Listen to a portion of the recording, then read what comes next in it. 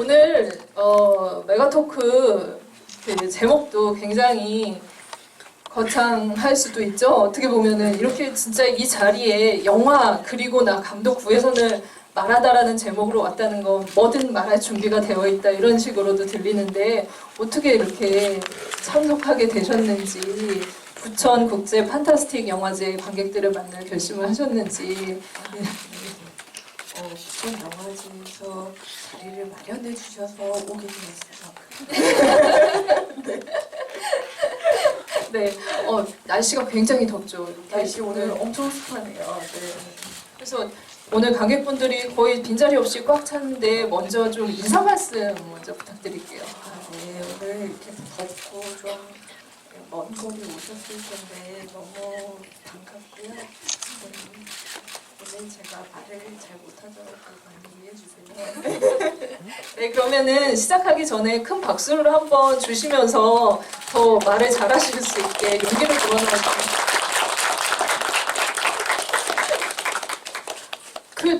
사실 상영작이 연출작으로는 첫 번째 작품이었던 유쾌한 도우미가 상영이 됐어요. 그리고 최근작인 또 미스테리 핑크도 같이 상영이 됐는데 연출자로서는 이제 그 초창기의 작품을 보는 것과 최근작을 보는 것에 어떤 또 감회가 있잖아요. 감독님 어떤 소회를 좀 말씀을 해주신다면. 유쾌한 도우미를 볼 자신 없어서 안 봤고요. 네. 그리고 미스터리 핑크는 최근에도 계속 또 보았고, 사실 유쾌한 도우미 오늘 상영한다 그래서 질문하시면은 뭐라고 답해야 되지? 일단 기억이 잘 안 나고 어떤 생각으로 그런 이제 그 작품을 만들게 됐는지를 어떻게 이제 기억이 뭔가 이렇게 다시 좀 재작업이 되면서 사실 오늘 관객분들 얘기를 좀 듣고 싶었던 마음이 있었던 것 같아요. 네. 사실 그간의 이 발전상이라면 발전상이고 감독으로서 좀 최근 작품들을 만들면서 유쾌한 도우미 때와는 다르게 이런 점은 내가 연출자로서 좀 달라졌다라는 그런 생각도 하시게 될 텐데 네. 가장 큰 차이가 좀 어떤 건가요? 자신감을 많이 상실했습니다. 오히려 자신감을 상실하셨어요? 네, 어릴 때는 막 무식해서 엄청 용감했는데 지금은 무서워요, 모든 게. 네, 좀 소심해졌죠. 네. 그 첫 작품에 대한 얘기는 이따 관객분들한테도 좀 들어봐야 될 것 같아요. 냉정한 평가들을 좀 해주시지 않을까 싶은데요. 네. 몇 년 전만 해도 사실 구혜선이라는 이름 앞에 연출가라는 타이틀을 붙이는 게 좀 어색하기도 했었어요. 그리고 과연 얼마나 이 연출가라는 타이틀로 이 창작자가 활동을 할 것인가. 왜냐하면 배우라는 본업이 굉장히 확고하게 자리하고 있었던 사람이기 때문에. 그런데 지금은 너무 꾸준하게 작품 활동을 하고 있다라고 할 수 있을 것 같아요. 연출자로서. 그래서 좀 어떻게 보면은 이렇게 꾸준히 작품을 만드는 데는 그만큼 하고자 하는 얘기도 많고 계속 무언가를 찾고 있다라는 것들로도 해석이 될 수 있을 것 같은데 비결이 뭔가요? 계속 이 어려운 그 연출을 하기 어려운 시대에 계속 작품을 만들 수 있는 구혜선 감독의 비결? 네. 사실 제 입으로 말하기 좀 민망한 질문을 하셨는데 좀 도움을 많이 받는 것 같아요. 일단 스태프분들 그리고 배우분들이 좀 관대하게 좀 많이 베풀어 주시는 것 같고 또 제가 빨리 찍으려고 노력해요. 한 작품과 다음 작품 사이에 아니요, 그 작품 자체를. 그러니까 뭐 제작비나 이런 것도 좀 어려움이 있고 이러다 보니까 시간을 빨리 집중해서 찍기 때문에 다른 이제 작품을 할 때 호의적으로 또 해주시는 것 같아요. 그러니까 성실한 감독으로 연출자로 스텝이나 이런 분들한테 소문이 나서 작품을 계속 할 수 있는 어떤 신뢰를 쌓는다는 말씀이신가요? 일단 그닥 피곤하게 굴지 않는다 이런 신뢰를 10년 동안 쌓았어요. 연기를 하실 때랑 그 태도가 차이가 있는 많이 건가요? 차이 있습니다. 같다. 네. 아무래도 연기할 네. 때 좀 예민한 부분이 좀 있고요. 연출할 때는 세상 좋은 사람처럼 있어요. 네. 네. 사실 계속 연출할 수 있는 거는 앞으로 계속 될 수 있을지는 모르겠는데 정말 신세에 많이 지고 찍는 것 같아요. 그 잠깐 이런 상상을 해봤어요. 만약에 정말 해야 되는 연출작의 스케줄이 있는데 놓칠 수 없는 그 또 연기자로서의 어떤 배역이 들어왔다 이러면은 어떤 데 우선순위를 두게 될까 구혜성 감독은 그런 생각을 해봤는데 좀 약간 기준점을 어떻게 두고 필모그래피를 쌓아간다라고 해야 될까 그런 부분들을 관리하시는지 궁금해졌어요. 일단 그런 일은 사실 절대 없고요.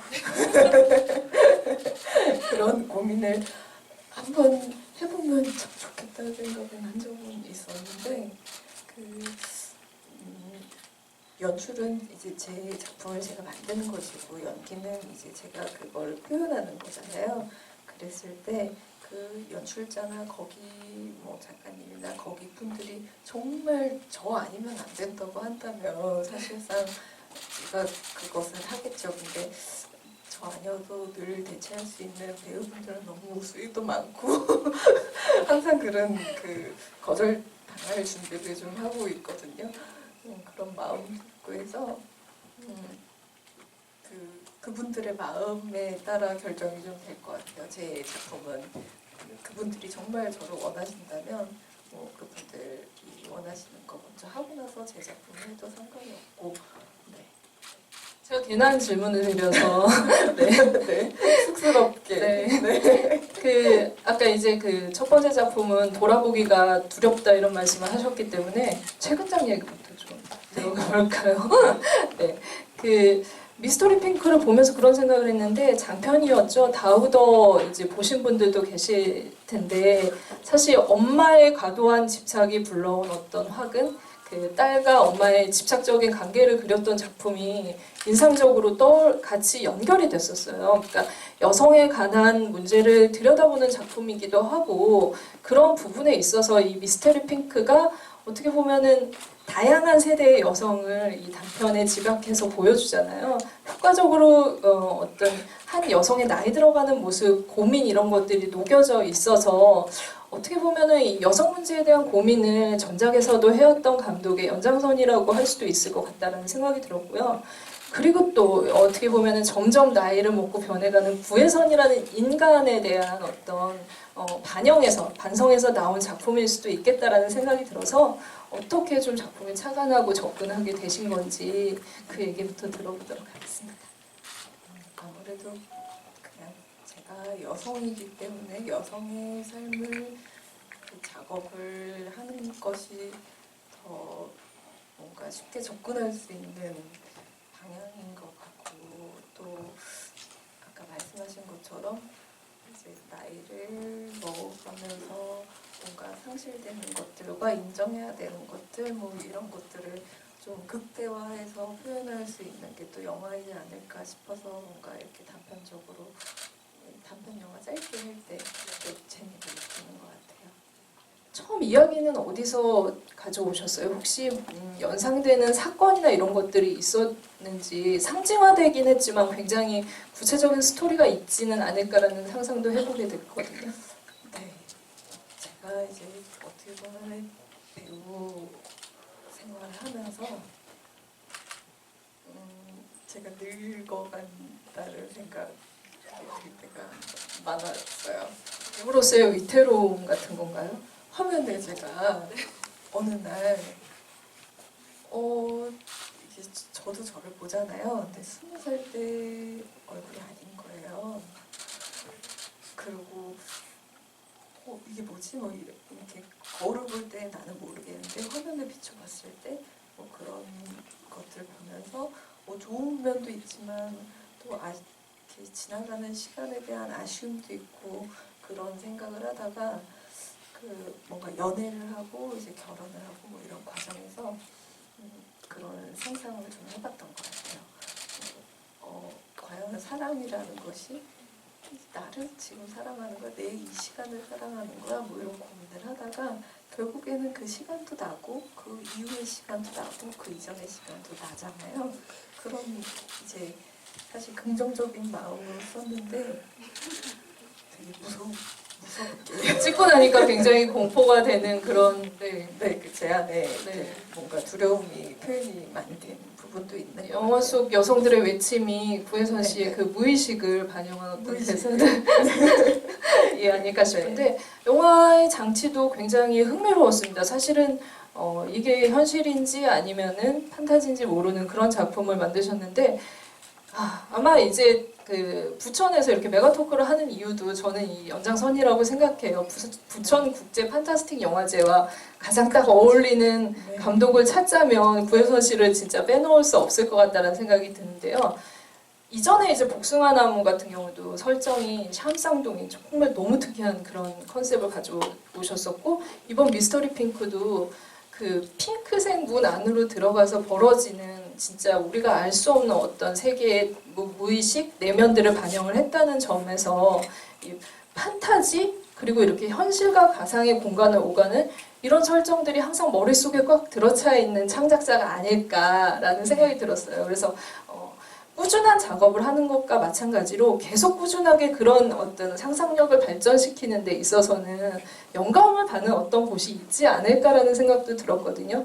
이 똑같은 얘기를 굉장히 리얼하게 표현할 수 있는 창작자가 있다면 항상 어떤 현실의 문제를 판타지로 풀어내는 능력을 가지고 있다라는 생각에서 그런 아이디어는 어디서 오시는지 좀 궁금합니다. 네. 쉬는 시간이 너무 많아요. 그 배우 일이라는 게 일을 할 때가 있지만은 안 하고 2년 3년이 지나가는 시간에 백수거든요. 그러면 이렇게 혼자서 돌을 닦는 시간이 굉장히 많아요.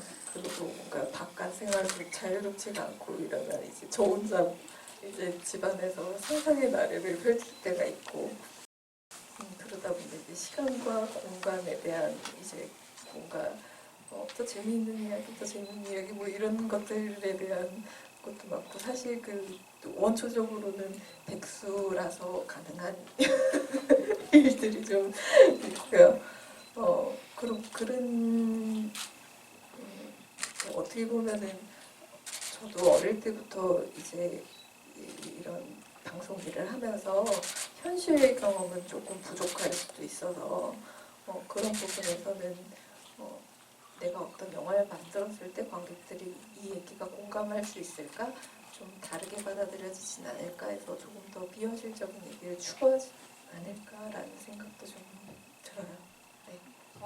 뭐 정말 사람한테는 여유 시간이 있어야 된다라는 생각이 많이 들게 하는 답변이셨는데요. 세상의 모든 백수들한테 좀 희망을 주는 네. 백수가 되면 이런 작품을 만들 수 있다라는 게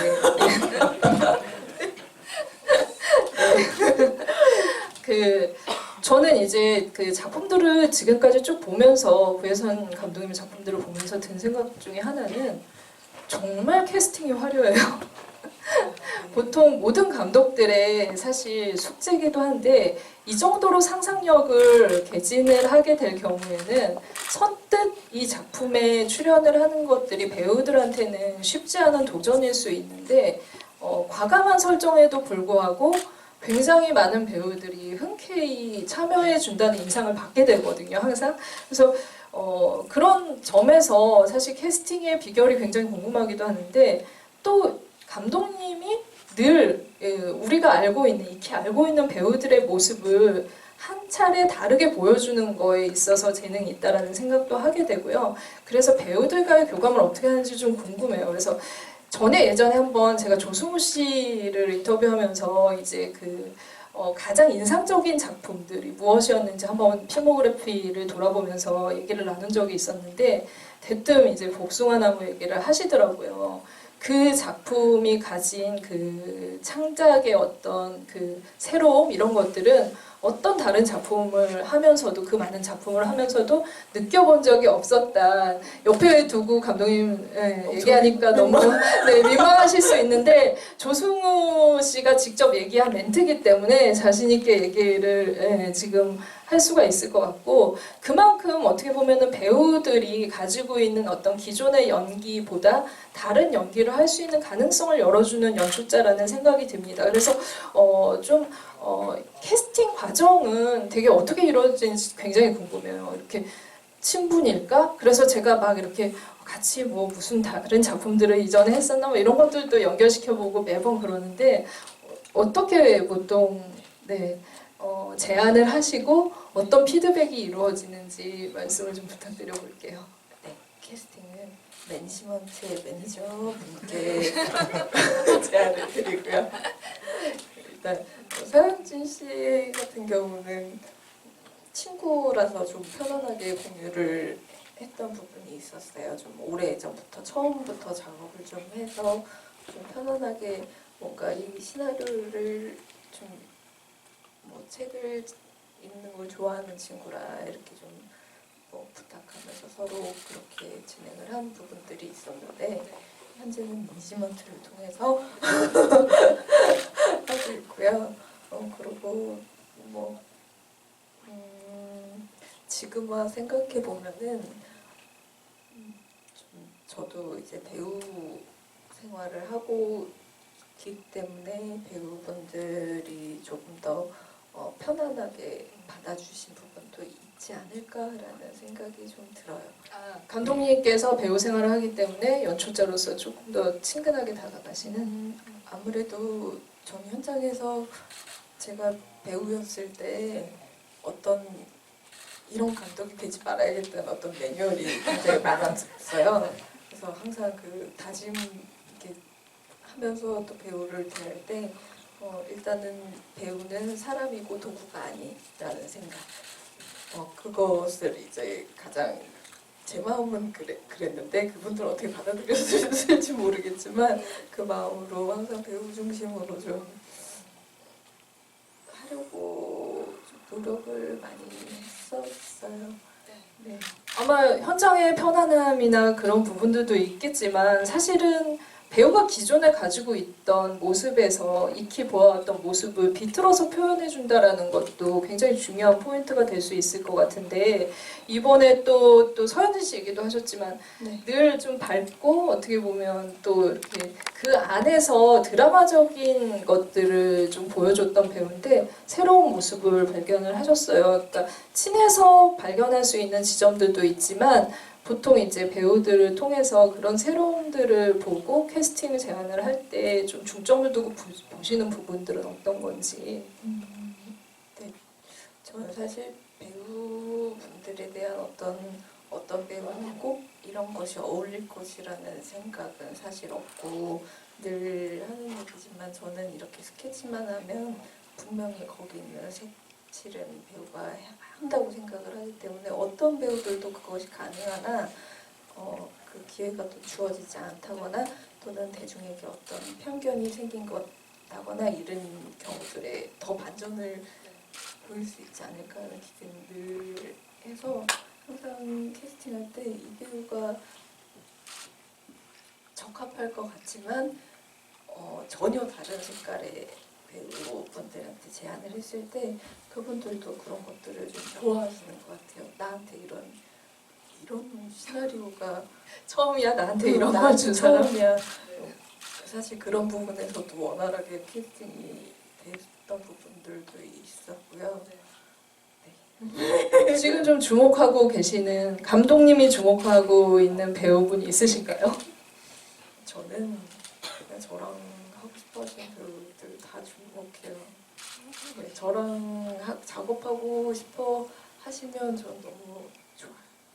그 직접 출연도 하시잖아요. 본인이 연출하시는 네. 작품에. 그럴 경우는 그 작품은 제작비가 많이 부족해서 제가 참여하게 되었어요.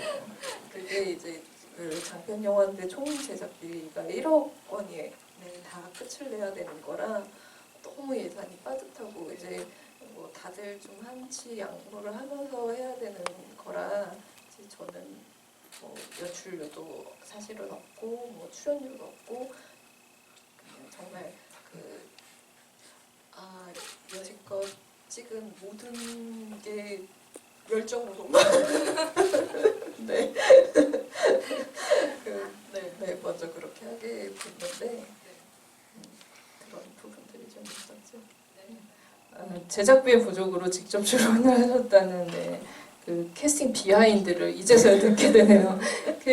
저 첫 작품 만들 때부터 그 연출자 하면 연출자가 해야 할 역할도 굉장히 버거울 것 같다라는 생각이 드는데 그때 유쾌한 도우미가 연출, 편집, 시나리오, 음악 이걸 다 모두 망라해서 참여를 했었어요. 네. 그리고 지금 보면은 항상 만드는 작품마다 그냥 단순히 각본 감독에서 벗어나서 더 창작의 어떤 것들을 발현할 수 있는 다양한 역할로 작품에 참여한다는 점이 굉장히 인상적이었는데요.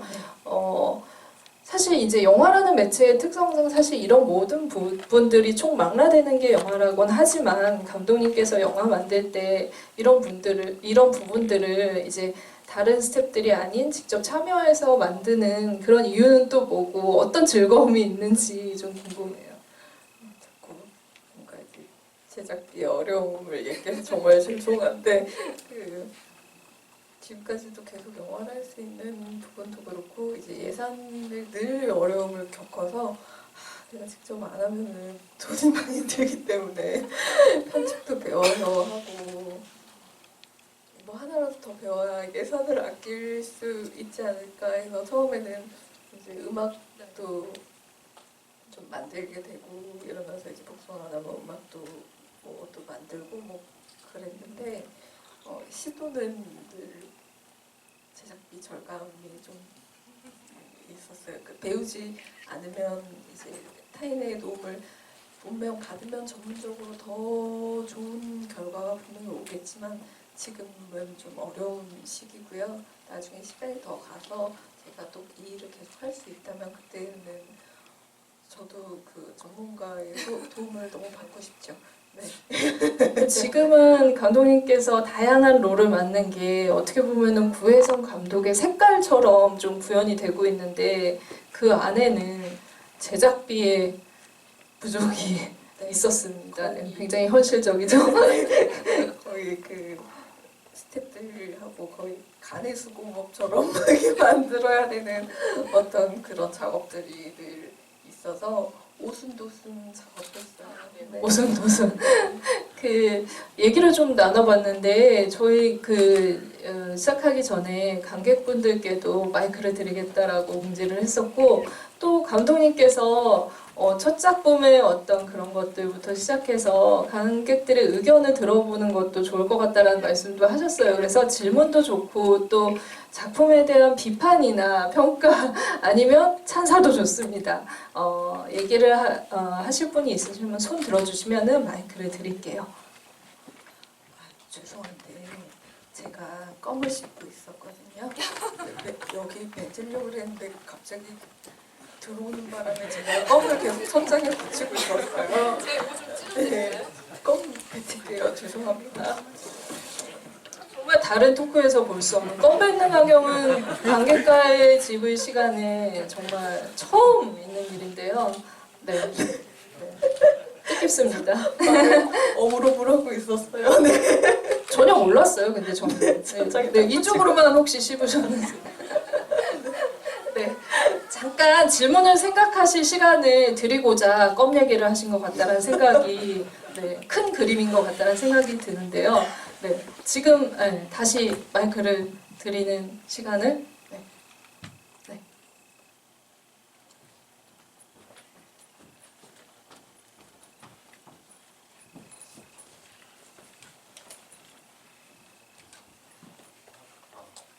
다음 영화가 5시 40분이라서 이 질문만 오, 빨리 네. 드리고 넘어가야 될 것 같은데 네.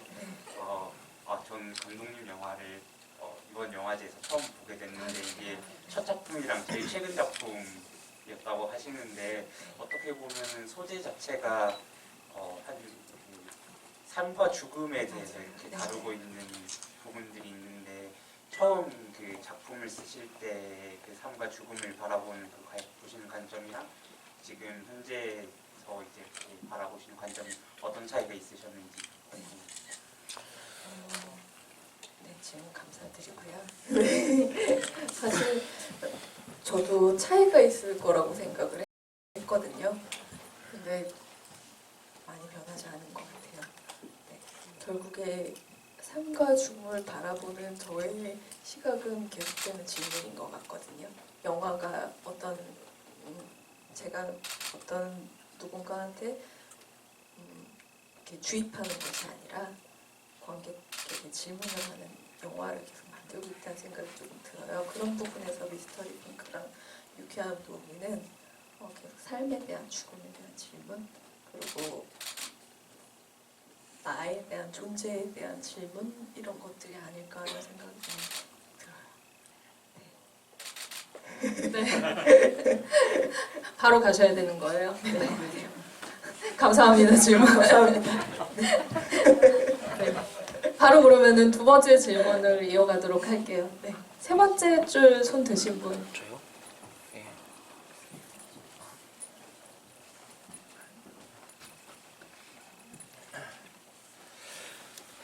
예, 그 구혜성 감독님께서는 단편을 찍으면서 종종 장편도 찍으시는 걸로 알고 계신데요. 혹시 구혜성 감독이 만약 세 번째 장편을 찍으신다면 어떤 영화를 만드실 거라고 생각하고 계십니까? 감사합니다. 네 번째. 아, 죄송합니다. 네 번째. 아닙니다. 저 홍보하려고 얘기했어요. 좀 판타지 계속 준비를 하고 있는데요. 그것도 좀 어렸을 때 쓴 시나리오인데 뱀파이어 시나리오를 준비를 하고 있는데 투자가 안 되고 있어요. 그래서 이렇게 약간 제가 제 안에 계속되는 어떤 공포와 어떤 호러스러움을 좀 재미있게 아름답게 찍고 싶다는 생각은 계속 되고 있고요.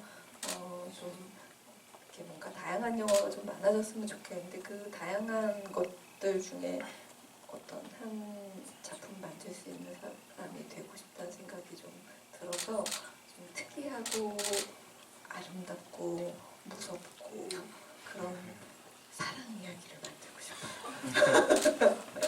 네, 그런 시나리오를 작업하고 보통 특이하고 아름다운 영화를 만들고 싶어 하시는 분들은 많이 봤는데 뒤에 무섭고가 하나 더 붙은 네. 네. 그래서 저는 호러 멜로를 찍고 싶다 이런 생각을 근래에 좀 하고 있어요. 그 되게 굉장히 강력한 러브이지 않을까 이런 생각이 들거든요. 그때 뱀파이어는 직접 연기하실 건가요? 제작비가 만약에 어렵게 되면은 제작비가 좀 부족했으면 좋겠다라는 생각도 네, 배우구에서는 팬으로서 또 해보게 되는데요. 근데 집에 남편이 있어가지고요. 네. 제가 아내도 이제 좀 이렇게 좀 도움을 요청을 할까 생각하고 있습니다. 보통 공포 영화 이제 좀비물 할 때 굉장히 네. 제작의 어떤 그 거부 이런 것들을 감독님들이 많이 겪어왔고 이제서야 이제 좀비물들이 나오기 시작했다는 얘기를 들었는데 뱀파이어물도 지금 이제 투자를 받으려고 할 때 좀 그런 거부 반응이 있으신가요? 지금 개발 단계에서? 그냥 그 얘기보다는 제가 투자받기가 좀 어려워요. 네. 아직 뭔가 이렇게 영화 감독으로서 신뢰도 좀 부족하고 어떤 부분 대중에게 사실 이렇게 작품 많이 했지만 이렇게 계속되는 실패로 인해서 좀 어려움이 있어서 계속 어필을 좀 하고 있습니다. 그 많은 네. 관객분들을 만나뵙고 싶은 욕심이 있긴 해요. 네. 약간 옆에서 있다 보니까 듣다 보니까 슬프시죠? 감독 구혜선의 고해성 사실에 들어온 것 같은 약간 그런 분위기가 좀 감지되기도 하는데요. 빨리 좀 다른 질문으로 넘어가면서 이 좀 약간 우울한 기분을 떨쳐볼까요? 네. 네. 파란 셔츠 입으신 분 먼저 드릴게요. 영화 잘 봤고요. 감독께서 이름 많이 들어봤지만 영화 처음 봤습니다. 네, 감사합니다. 핑크에 대해서 좀 궁금한 마음이 들었는데요. 아까 영화에서 그 처음에 서현지 씨는 아니면 나이 들어서의 본인이나 계속 핑크색 립스틱이 4개체로 네. 여러 세대가 나오지만 결국 그 핑크라는 색깔이 관계적인 걸 수도 있고 아니면 본인이 지향하는 정체성일 수도 있고 네. 정신이 온전하지 않을 때까지 그 집착하는 느낌의 색이 되는데 핑크를 어떤 의미를 생각하고 쓰셔 있는지랑 그 핑크가 감독님한테는 어떤 의미였는지 그게 좀 궁금했어요.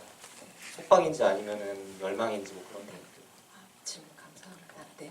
사실 미스터리 핑크는 제가 단편 영화를 만들면서 단편 영화 볼 수가 있는 창구가 많이 없잖아요. 단편 영화를 도대체 어디서 볼 수 있는 건가 이런 생각을 하면서 제가 작년에 이제 다크 옐로우라는 이제 옐로우인데 다크한 그런 그림 전시회를 했는데 전시회장에서 사람들이 이렇게 극장에는 뭔가 갇혀 있는데 이렇게 돌아다니시면서 그림을 보시는 걸 보면서 여기에 영화를 상영해서 자유롭게 뭐 10분인데 무료로 상영을 하면 좋지 않을까 해서 다크 옐로우의 후속으로 미스터리 핑크라는 컨셉을 잡았는데요. 그 핑크라는 게 저는 대중적인 사랑의 컬러인 거는 분명하다는 생각이 좀 들었어요.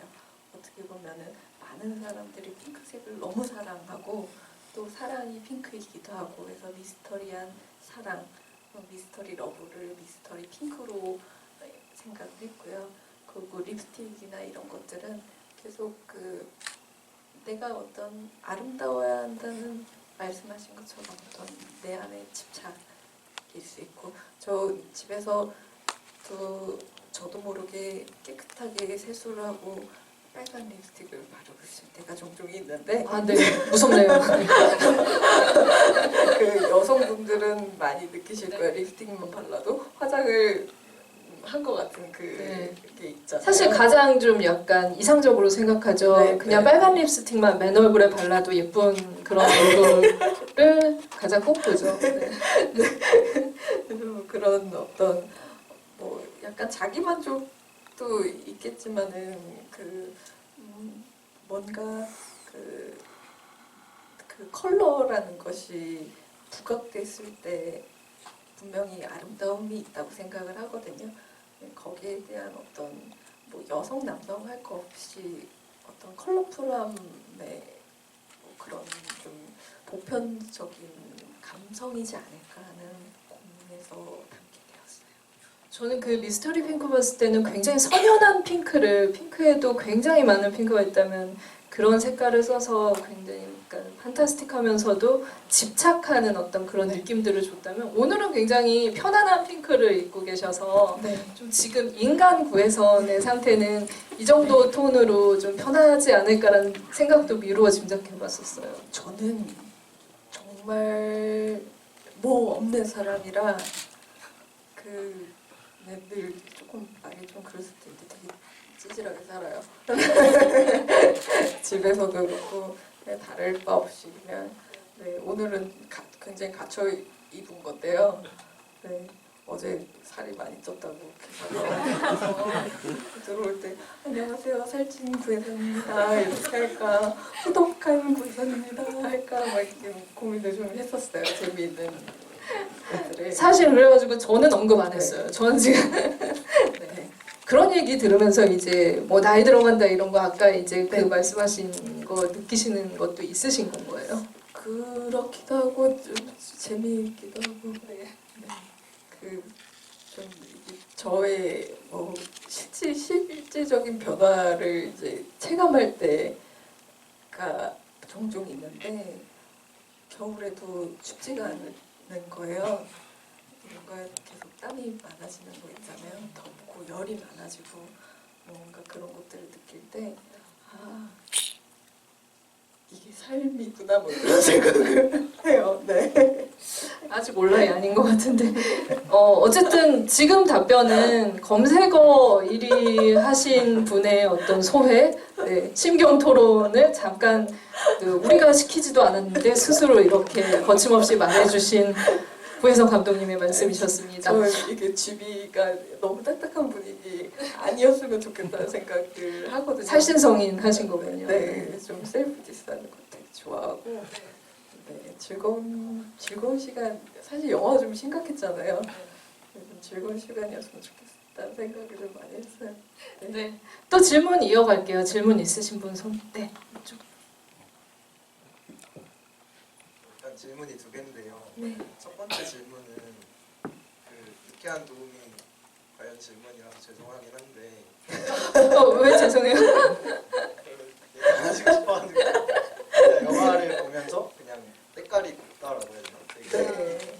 빛에 되게 신경을 많이 썼다고 생각을 했는데 이게 약간 그 촬영 감독님의 재량인 것인지 아니면은 감독님의 입김이 많이 있어가지고 그런 거에 많이 신경을 쓰고 개입을 하신 건지 궁금하고 그리고 두 번째 질문은 약간 인터뷰도 들으면서 약간 되게 시간도 짧게 하고 배우들을 최대한 존중한다는 느낌을 받았는데 네. 다른 감독분들은 약간 완벽주의적인 식으로 배우들을 쥐어짜는 식으로 똑같은 하시는지. 장면을 여러 찍고 그런 분들도 네. 많잖아요. 그래서 혹시 뭐 경제적인 조건이 허락된다면 그런 식의 작품을 경제적인 조건이 허락된다면요. 네, 뭐 제작비 제한이 있고 그러면 그런 네. 식으로 뭐 배우들을 막 쥐어짜는 네. 그런 영화를 만들고 싶지 않은지 궁금해요. 네. 네. 네. 감사합니다. 네. 네. 첫 번째 질문은 아까 이제 그 관객분의 표현에 의하면 때깔이 네. 좋다라고 얘기하셨어요. 네. 촬영이 훌륭하다 이렇게 제가 고쳐서 한번 말씀을 드려볼게요. 그게 이렇게 처음이자 마지막으로 필름 작업을 한 거예요. 그 이후로 필름이 그렇죠. 네, 사라졌거든요. 네, 시기적으로. 네, 네, 필름빨도 좀 있고요. 그리고 실질적으로 촬영 감독님 역량이 좀 더 많고 촬영 감독님, 조명 감독님 그리고 물론 제 머릿속에서 생각을 하지만 그걸 표현해주는 기술은 다른 이제 감독님들의 역량이라고 생각을 하기 때문에 또 분명히 도움을 많이 받는다고 생각을 해요. 또 배우분들도 너무 잘해주셨고 네, 그런 여러 가지 도움이 있었습니다. 좀 혼나면서 찍었어요. 처음 첫 네. 작품은요. 연출자인데. 연출자인데 아무래도 제가 저게 24살에 찍은 거거든요. 2008년? 네, 10년 전에 찍었으니까 그때 뭐 영화 감독을 한다고 와서 이제 현장을 지휘하는 게 쉽지가 않았어요.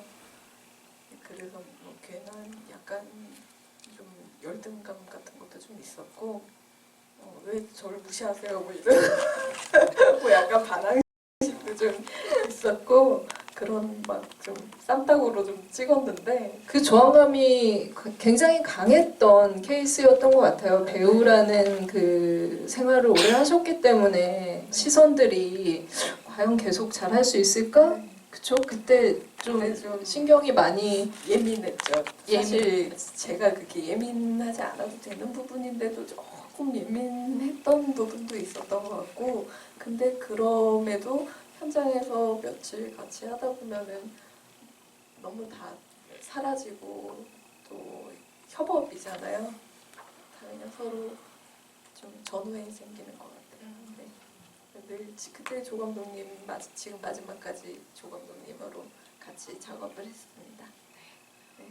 또 두 번째 질문이 제작비가 허락한다면 배우들을 목을 조르겠냐 뭐 이런 질문을 하셨는데 근데 사실 그거는 감독님들마다 성향이 좀 다르신 것 같고 또 그게 잘 맞는 배우분들도 또 계시는 것 같은데 이제 저는 제가 연기를 하면서 이제 그 테이크라고 하는 게 있잖아요. 이렇게 뭐 한 번, 두 번, 세 번씩 이렇게 같은 연기를 반복했을 때 그게 절대 좋지 않다고 생각하거든요.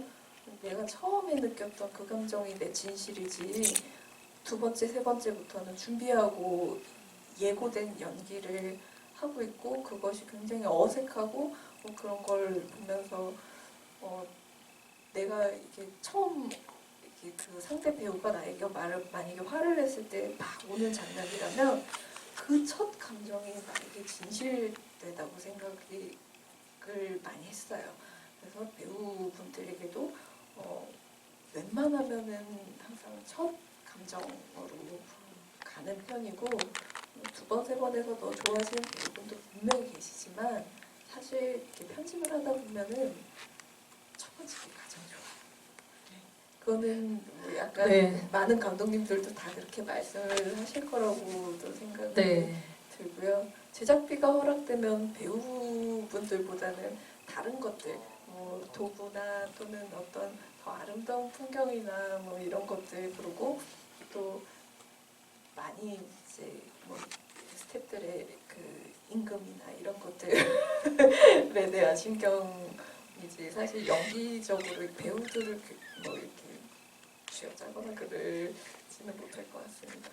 많은 감독님들이 진짜 그렇게 그 많이 테이크를 가고 결국에는 첫 장면을 쓰는 경우를 보기도 했어요. 근데 지금 이제 감독님 말씀하실 때 들으니까 특정 감독님을 좀 떠올리는 것 같은 눈빛도 있었다고 해야 될까? 근데 사실 그것도 또 연출자가 생각하는 어떤 그 성향이고 또 생각하는 것들에 대한 것들이 만족하지 못해서 하는 거기 때문에 그 부정적으로 생각하지 않지만, 이제 제가 배우일 때는 나한테는 이러지 마라. 힘들다, 이게 힘들다, 스트레스 받는다, 나는 그러지 말아야겠다, 뭐 이런 생각을 하긴 하죠, 힘들 때. 근데 사실은 오래 찍건 짧게 찍건 만족하는 결과물이 나오면 행복해요. 어느덧 마지막 질문을 좀 받아봐야 될 것 같은데요. 네, 질문 있으신 분? 네. 검정 셔츠 입으신 분?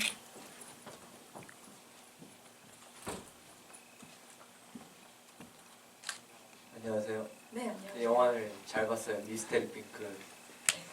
제가 드리고 싶은 질문은 일단 화실이 치매 병원인 것 같아요.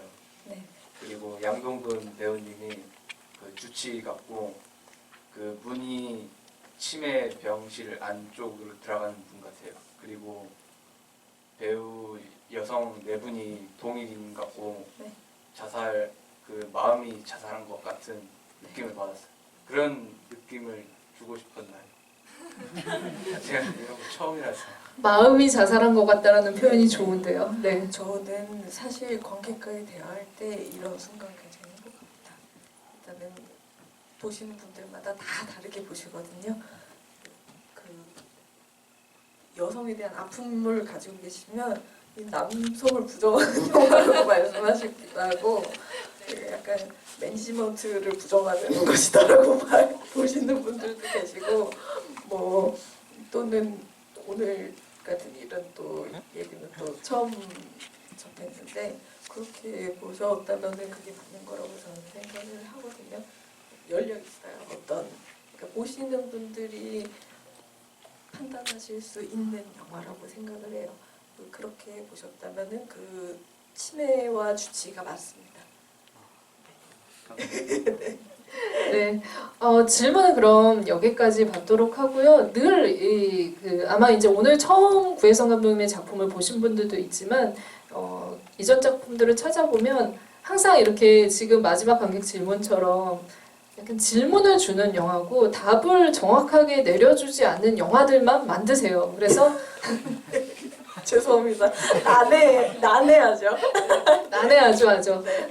그래서 사실 그게 이 영화들을 구혜성 감독의 영화를 좋아하는 분들은 찾아서 보는 어떤 거라고 생각을 하고, 그 부분을 계속 어떤 질문을 던질까 늘 궁금해하면서 신작을 기다리게 되는 것 같습니다. 근데 항상 제가 아까도 얘기했지만 처음에 얼마나 그 저항감이 컸겠어요. 그 연기만 계속하던 사람이 연출을 한다라고 했을 때. 근데 그런 시선들을 다 이제 좀 거두고 계속 작품을 만들고 있다라는 점에서 감독 부에서는 더 응원하게 된다라는 생각이 듭니다. 근데 너무 많아요. 아까 뭐 전시도 얘기하셨지만 음악 작업도 하고 또 소설도 쓰고 여러 가지 어떤 창작 아티스트로서 하고 있기 때문에 어떤 생각이 되냐면, 저희는 이제 기자니까 이렇게 어떤 사람을 규정을 해야 되잖아요. 근데 좀 도망 다니고 있는 사람 같다라는 생각이, 뭘 잡으려고 하면 계속 딴 거 하고 있고, 그래서